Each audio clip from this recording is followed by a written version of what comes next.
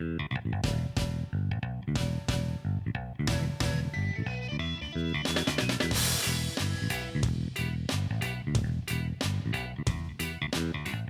everyone, my name is Gina Paulus and I am the owner of Homebody's in-home fitness training. My lovely assistant today will be Nicole. Don't be shy, come on. She's trying to avoid me already, guys, this isn't good. Nicole has dealt with back pain for many years now. Due to her job as a nurse, it is very important that she keep her back pain under control. Be sure to stay tuned until the end of the show because that's when we're going to share our listener tips on how to get a workout done with even the most grueling of schedules. So Nicole, I know that you've been into working out recently, and have you found that your back pain is the same, better, or worse when you exercise? If I don't exercise, it is worse. Yeah. Because you need to stretch all the time. Okay. So as long as you can kind of do moves that are helpful for your back, it's actually improving your pain. Absolutely, absolutely. Okay. And did you get your doctor's okay before starting to exercise? Yes, you do have to do that. Yeah. Okay, because we want to make sure that everybody at home, if you do have back pain, that you don't do any of these exercises if you don't have your physician's approval. So we're going to get started with a core movement. When I say core, I'm talking about the midsection of your body, anything from your shoulders to your hips. And it's good to start with core because it's a nice warm-up for some of the more challenging things that are going to come. So the first one is actually called a kneeling bird dog. And I know that's a really weird name. It comes from yoga. And I mean, the yoga people, they're a little bit different and they like to do funny things like name these a little bit different. So what we're going to do here is lift one leg and one arm, and it's the opposite leg and arm. You want to hold that until you get your balance point. Then you want to switch. So just everything is slow and under your own control. If you see somebody doing it wrong, they're going to go like this, and they're really not controlling the move, okay? So you want to hold that, switch, hold that, and switch. And you generally do about 10 on each side. So we'll just see how she does with it. You can go ahead and give that a try. So which part's the bird and which part's the dog? Well, that's the thing, because I feel like it doesn't look like either a bird or a dog, and I don't think birds and dogs kneel, so the whole thing just makes no sense to me. All I know is that's what it's called. So go ahead and pick a leg and arm to start, and you want to make sure they're opposites. So start with a leg, good, and then an arm, nice. Now you can switch. All right, now I need your bicep, Nicole, to be by your ear. So either drop your head or raise your arm up more. Perfect. And go ahead and switch. Good. And switch. Now I want you to really think about keeping your hips and your shoulders even. Don't let your hips twist out. And the other thing is you want to try to keep your arms and your legs parallel to the ground. Now I know you can't see back here what your leg is doing, but it's too high. So I'm going to show you where parallel is, right there. Nice. And switch. Leg is too high on that side too. Good. And switch. Very nice. Now the last step on this one is I'm going to put this clipboard on her back, and we're going to see if she can do it without knocking my clipboard over. Go ahead and try. This is like a test of my modeling career. And switch. Nice job. So what most people find is once they have the clipboard on there, they become super, super conscious of keeping the back still. So it's almost better, I mean, you don't have to put a clipboard on there, but just try to think, if I had one of my gymnastics coaches likes to say that if you had a glass of wine on your back, would you be able to do it? Which is a pretty funny joke because who wants like wine all over their rug? So that's good, Nicole, that's enough with that one. Okay, so that is a good one for your core and evening out your back strength. A lot of people have one side that they do things dominant on. I'm sure she can tell us. If you're doing a lot of lifting at work, you're supposed to use every arm and leg even, but the reality of it is sometimes you kind of use your stronger arm a little bit more. It does depend, yeah. And you might be really good at this point at not doing that, but this forces you to use each side evenly, which is really helpful. So the next one is called foot elevated glute extension. Now we've done glute extensions before on the show. This one is going to get a little bit more of your back as opposed to just your glutes. So you need a chair, the edge of a sofa, anything that you can put your feet up upon that's about 1.5 feet off the ground would be good. You put the arches of your feet against it and you lift up as high as you can and you lower down. Now, it's good to put your hands on your hips to try to feel the hips opening all the way. A lot of times you'll see people only coming up about this far, but if you can feel that there's that valley there, you'll know that you're not coming up all the way. Now actually hold this to make sure it doesn't slide like it did for me. So you can go ahead and try that one. And let me know if anything feels uncomfortable on your back, okay? So go ahead and lift. I want your feet together for this one too. And your knees together. Nice. Now try putting your hands on your hips. Very good. That hurts right there. Yeah, it gets hamstring and low back are very tied together, so sometimes weakness or tightness in one goes into the other. So what happens is your hamstrings might be a smidge bit weak, and then your back ends up taking more of the pressure than it should. So I'd like you to do 4 more of those, Nicole, and really feel like each hip is coming up the same amount. Because it looks like your left one is dipping a little bit more. I'm off-centered anyway. A little bit, yeah. So the more we can train the muscles in the right alignment, the more centered you can make your body. Very nice. That was good. So when you have your feet elevated like this, it takes some of the pressure off your back. Whereas if you have the feet flat on the ground, sometimes it makes the back sore. So this is a good variation if you do have any back pain. And also just if you want to target your hamstrings really well, it's a good choice. Okay, so the next one, this one actually has a really funny name too. It's called twist and dip, which kind of sounds like a weird like food or something, but it's actually an exercise. So you want to twist this way, dip your shoulder down, come up, and other side.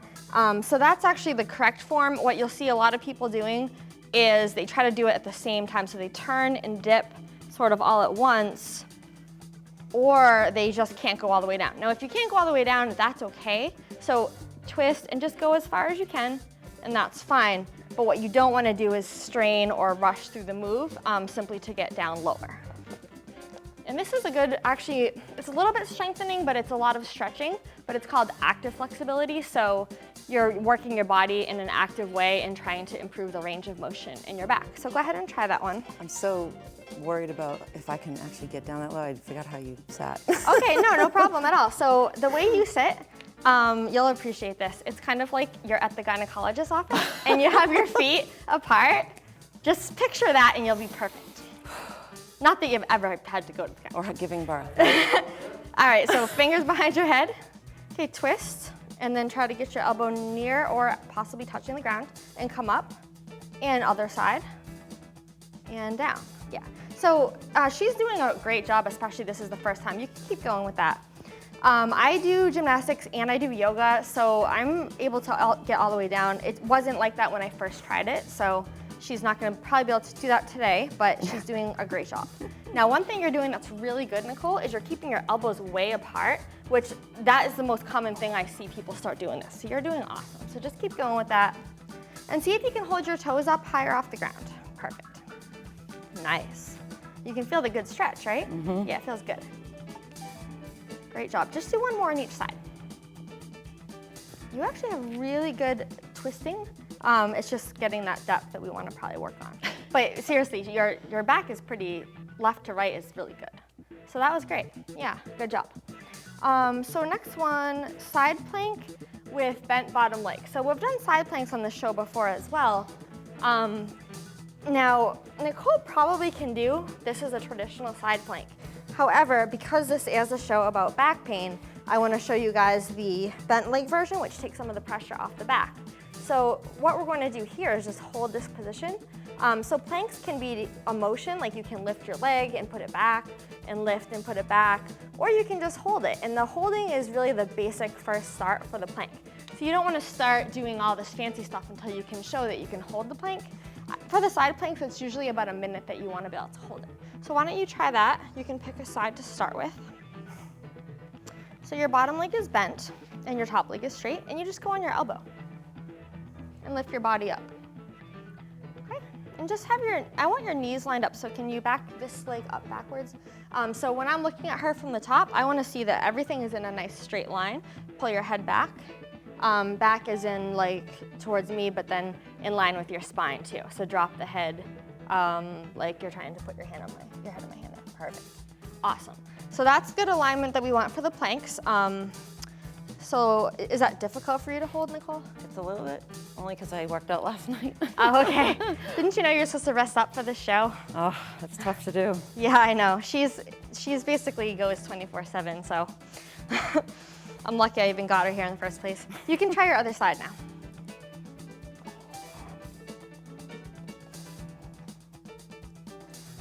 Yeah, most people, when they've never tried the plank, to do the one with both legs straight is extremely difficult, and if you have back pain, it's actually very unsafe. So this bent leg version is a really good way to get started with the planks.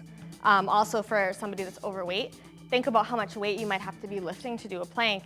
It's probably not, I mean, nobody would go to the gym and lift 200 pounds right off the bat. If you weigh 200 pounds, well, you're gonna have to do that when you do these body weight exercises. So it's good to know the variations that you can use to complete them safely when you're first starting out. So you can come out of that one, Nicole. All right, so we are going to do a calf movement next. If your calves are strong and flexible, it takes some of the pressure off your back when you go through daily routines and also when you do your working out. So we're going to go on the hands for this one. What I like about this is you actually get a really good stretch in a lot of spots on your body at the same time as you're strengthening your calf. So you've got the one foot behind the other one and you're rising up and down. Now just being in this position stretches your back, it stretches your shoulders. So you get a lot of different benefits just from doing the one exercise. It's called inverted V calf raise, and you can try that one. I love this one. Yeah, you've done it before? Oh, yeah. Oops, so yeah, there you go, perfect. And she says she's done it before, so I'm gonna show you guys what you can do for someone that knows how to do it. Only thing, Nicole, is I want you to put your head down between your arms. Perfect. And this is actually like a downward dog position in yoga too, which again, I don't really get the dog thing. I don't know what they're seeing there, but that's what it's called. So you can apply, if you have a friend or maybe an enemy with you, you can put some pressure on your back, on their back, I should say, and make it a little more difficult, right? Why don't you try your other side? Bigger stretch in the legs. Exactly.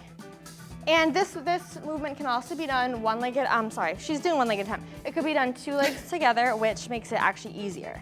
Because obviously you're using all of your weight on the one leg is more difficult.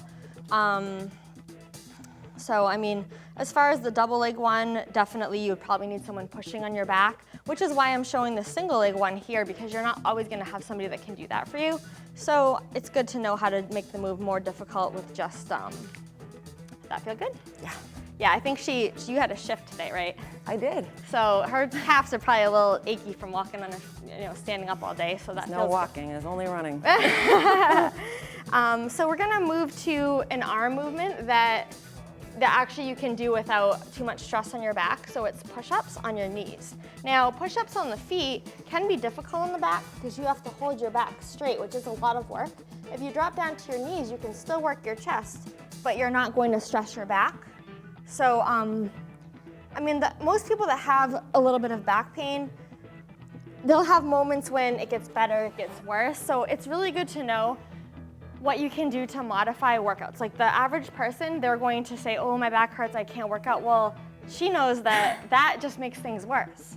So it's really good if you can know, okay, if my back's sore, I can do these push-ups, but if I'm feeling good, I'll do the regular kind. And still doing something, do what you can. So why don't you try the ones on the knees for us? You can cross the feet if you want, that's optional. I usually do. I usually do that, the feet. Most people don't do it, so I've started not doing it, but I think it feels more comfortable, I don't know. That's how I feel. So I just want you to back your hands up a little bit more towards your knees, perfect. Because you want your hands right underneath your chest. You don't want them up near your shoulders or your neck. That looks really good. Now, Nicole, do you ever have wrist pain? And that's what I do. So that feels better? When I have wrist pain, yep. Okay, so that's one way to accommodate if you have wrist pain. The other thing you can do, some people prefer to turn their fingers out, or some people like to go up on their knuckles. You can. Well, I know that seems like it wouldn't, but honestly, because you're not flexing your wrist, you can kind of see why somebody would prefer that. It's definitely harder though. So just do one more push-up, Nicole. Your form looks really good. So her back is nice and straight, and that's what you want to see on the planks. That was awesome. Okay, so we are going to do some things with the band next. The band is a little bit better of a way to strengthen than dumbbells if you have a sore back, because the forces of it are a little bit more even, so you're not holding these big dumbbells and your body has to kind of compensate. Even picking dumbbells up, I've probably had more clients get injured picking up the weights than actually doing the exercise, because you just grab the weights and you're not really thinking about what you're doing, and before you know it, you pull something, right? Yep. So sometimes when things are flared up, you want to just use the band and don't even deal with the weights. So she's going to do a one-armed row, and because I actually need to wrap the band around me, I'm just gonna have you sit down and I'll tell you what to do. Sure. Because normally what you would do, so you can have a seat right there, facing me. Normally you would wrap this around a bedpost or something like a stair railing, but we don't have any of that here, so I'm gonna put it right around me, and she's gonna grab a hold of that. Now, what we're gonna do today is actually a one-armed one, so I'm gonna have you put both handles into one hand. Okay, so the other hand's gonna go on your waist, and you're going to pull, and then return. Now, Nicole, try to keep your wrist straight. You're kind of going like that. So, right here. Oh, no. Yep. Very nice. So by doing the one-armed version, you're doing a couple of things. You can continue with that. One is that you're making sure that your arms and your back muscles are working, because when you have the two hands, you tend to let your stronger side dominate. So this is making sure that her arm is working. Now try to just pull it a little lower on your body. Think right around your belly button area. One more is good on that, and then you can switch sides. Good. The other thing is you'll notice, which I'm sure you probably can tell, your torso wants to twist, right? Oh, yes. And putting your hand on your waist and kind of feeling if it's twisting. So that's part of this exercise, is to prevent the twist from occurring. So she's pretty fit and she can do that, and she can control her torso. But a lot of people don't have that control, but by working on this one, you can develop that. And I'm noticing her wrist, she likes to crook it. I don't really know where she picked that up, but I don't train her regularly, so obviously if she trained with me, she'd be perfect. But That's right. I'm working on. I'll tell you, just when you like do this, you feel stronger doing it, but what it can do is it strains your forearm a little bit. It can actually strain your elbow and wrist joint too. So whenever you pull anything, chin-ups, lat pull-down, row, you want to keep that wrist as straight as possible. That's good, Nicole, you can stop. So when you first work from doing your wrist crooking, which is an extremely common situation that you see, you're gonna almost feel weird, like a little weak, right? Yeah. But once you just do it a few workouts, it'll become second nature and you won't ever do it again. And then you'll never get tennis or golfer's elbow in your whole life, and then you'll thank me, so it'll be good. So we're going to do a shoulder one next. And this one is called lateral shoulder raise. So the stronger your upper body is, the less work your back has to do in order to move around during the day. So we're gonna wanna build up the upper body without hurting the back in the process. So what we're gonna do here is the arm is out to the side. This is called lateral shoulder raise, so lateral meaning to the side. So you lift your arm and drop it down, and lift it and drop it down. The elbow should be a little bit bent. And you don't want to lift higher than shoulders. I see a lot of people flying way up, and that's really not working your shoulder anymore. Once you get way up there, you're kind of just straining your neck muscles, and it's really not very helpful. So you can try that. Now you can see I stepped kind of near the end of the handle. Where you step is going to depend on how much tension you want the band to have. So go ahead and grab that. And if you can't really lift your arm, you might have to lighten up the tension a little, but you can try that. So remember, just stop at your shoulder. Do not go higher than your shoulder. Good. Now try to make your elbow higher than your hand. That's better. So she doesn't have a mirror to see her form, so it's hard to correct yourself when you can't see. So I'm gonna try to, there you go, lift right there. Lift. Good. I usually use weights too. So. Yeah, so this is a whole new experience for her. And she's usually not being filmed either, but you know, it's fine. She's doing a great job. You can switch. But you know what, when you're doing something new, that's the best opportunity to show the listeners at home, because it's new to them too. So we want to be able to go through the mistakes that people are going to make so that they know. Now elbow is still lower than your hand. So take a look at me for a second. Now see how my elbow is higher than my hand? That's what you want to try to do. Good, that's better. Feels weird. I'm sure it does. And this is one of the most common moves that people do wrong. If you do this in the gym with a dumbbell and your hand is higher than your elbow, it's not good. So it's a good tip that you picked up today. Do 2 more on that side. You can also do this one both arms at the same time, but you would need a little bit of a longer band because you'd have to step in the middle of it. But the one arm works perfectly fine too. So, so there we go with our strengthening. Now what we're going to do is work on a little bit of flexibility with the back. So this is a foam roller. It's kind of a funny one because it's hollowed out in the middle. But a lot of them, especially ones you'll see at the gym, they're kind of solid, so they don't have the hole. But all you really need is it to be kind of a cylinder like this. So what you do is you put it onto your back. Your hands go behind your head, and you're going to roll like this. And just to give you guys a quick demo, the next one is the mid back is like this. Then you do low back, hands on one side, hands on the other. She's not gonna remember all of that, so I'm gonna have to talk her through it. I just wanted to kind of show you guys quickly. So we're gonna start with the upper. So when you do this one, you wanna think of your back as in thirds. So the top third is the first step. So your hands go right behind your head. You can go ahead and lay right on that to get yourself situated. So think of your back as thirds. So the very top third is the only area we wanna cover right now. Yep, and you just wanna roll yourself back and forth a little bit. Perfect. Now the general amount is 10 to 15 rolls. So it's not an exact science. You kind of feel when it's loosened a little bit. And I know I've showed her the roller a couple times at the house, so. I have one at home. Yeah, it really helps, doesn't it? Yes, it's massage. It's like a massage, and it's just like a quick thing you can do to get yourself out of some stiffness without needing to book an appointment with the massage therapist, which, I mean, if we're not like Lifestyles of the Rich and Famous, who gets to just go to the massage therapist whenever they want? But you can do this pretty much whenever you want. So let's try the mid back now. Mid back, I want you to actually touch your palms together. Yep, and straighten out your arms. So these you can roll back and forth now to middle third. So the varying arm positions are really just to activate the certain muscles that we're trying to stretch out. And if you ever get a sharp or shooting pain when you roll, you should stop right away because it's just your back is too flared up. This should never be painful. It might be a little uncomfortable. It might be a little bit difficult, but it shouldn't be a sharp pain. Now you can do your low back. So for that, you want to put your hand over one of your hips or your upper thighs. And then you want to tilt your body just about 10%, like tiny tilt, and then roll the lower third of your back. So kind of like right where the bottom of the top, I should say, of your shorts is, and then to the back, that's perfect. And the slight tilt is so that you can avoid being on your spine, which you don't want to. That's actually very painful for me. Mm-hmm. Now, the other little side note of the side is that if you have kidney problems, sometimes you'll feel your kidney is like inflamed, and this will be excruciating. So that obviously is like a sign that you need to call your doctor because you have more problems than a foam roller can solve at that point. But it's like I've had people before that have really bad kidneys and they discover it by doing this. I know, but it's like, you know what? They're better off knowing versus just wandering around, like walking around without knowing that. So that's enough with that one. So a lot of times that lower third you will find is the most sensitive. So now we're just gonna do a simple stretch for the back. So this one is on your knees. You put your hands right at your hips, push them forward and lean your head back.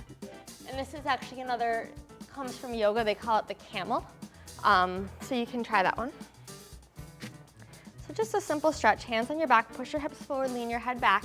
Now, back pain tends to come from too much forward motion that people do with poor posture and things like that. So this kind of reverses that hunching forward that people tend to do. So you just hold it for about 20 seconds. Always come up very slowly because you can get a little bit lightheaded. So try to come out of that one now. Okay, so that's it. And you can even do it standing. It works a little bit better when you kneel, but it can be done standing if you're just not able to get on the floor for whatever reason. So we're actually gonna go to the listener question now. Dear Gina, I know I look and feel better when I work out, but I have a long commute, a stressful job, and a family. When on earth can I exercise? Please help. So the first thing about this question is you have to understand that a workout doesn't have to be long to be effective. Have you found that sometimes a shorter workout can actually be harder depending on like what it is? Absolutely. Yeah, so it's like, I feel like people always think it has to be an hour or whatever. It really isn't true. It's also better to work out for a shorter length of time, but more often. For example, If you go to the gym and spend 3 hours there, but then you don't go back for a whole week, like you really aren't getting what you need because your body needs it almost every day, or at least 3 times a week. So it's really not good to go for that long because you're probably not gonna wanna go back. The other tip I have is to squeeze in exercise whenever possible. So I know that your schedule can get a little crazy between work and your daughter and things like that. So what do you do to squeeze in working out with all that going on? Well, I usually try to go right after work. Squeeze in everything that I can not do at home there. Oh, okay. And then go home, and when the kids are sleeping, that's when you bang out the rest of it. So you're getting a little break, and that's how I usually do it. Or I bring my daughter to the gym with me, and she doesn't have the patience to be there longer than 45 minutes. Oh, okay, so it kind of gives you a reason to get out, yeah. Yeah, no, that's a good point. A lot of people think the workout has to all be done at the same time. You can actually piecemeal it. Like even with these, you could do the roller in the morning, and you could do some of the moves in the afternoon and things like that. So whenever you can grab a little chunk of time, try to take advantage of it. The other tip that I have is to block out workout time like any other appointment. So what I like to do is I sit down, I have clients all week, and I put my clients in first because, I mean, let's face it, work comes first. Right. So you schedule them, and then you're like, okay, when do I have a window to work out? And I'll plug my workout right into my calendar, and what I'll find is that I just kind of look at it, and it's like, oh, okay, I'm doing my workout then. So then if something else comes up, you sort of know that that time should be for your workout. So blocking off your workout is basically one of the only ways to do it when there's just a lot of things tugging at you. So you've been able to pretty consistently get to the gym, would you say? Yes. And how do you feel now compared to like before you were doing that? Oh, my back's much better. I can do a lot more. Yeah. It's easier to go to work. And you've lost quite a bit of weight too, right? Yep, it's like 30.5 pounds now since Nice last year. job. Yeah, so, and it's like, I mean, when you decided to do it, it was just like, okay, and you got focused. Yeah. You know? So it just kind of shows you, some people think like you have to be born like always going to the gym, and you can just decide like, hey, I'm gonna do this for myself and, you know, take care of myself, because nobody's really gonna do it for you unless you do it for yourself, Absolutely. right? All right, guys, thank you so much for watching. We'll see you next time.